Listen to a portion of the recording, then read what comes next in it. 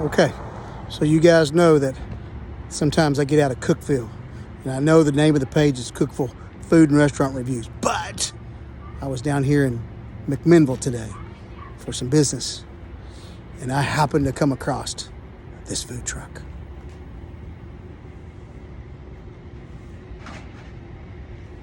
Oysters. Y'all see that? Oysters. Oh my gosh, look at this. Wings, prime rib sandwiches, shrimp, oysters, raw or baked, lobster rolls, a lobster taco. Are you kidding me? A lobster taco? All right, let's turn this around here. Their prices are really good too. Check this out. In McMinnville, not even Cookville.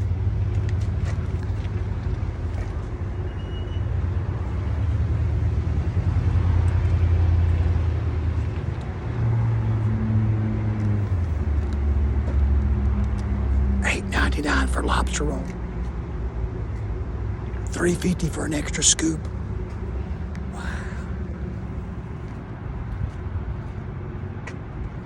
You know I got to get me some. Be right back.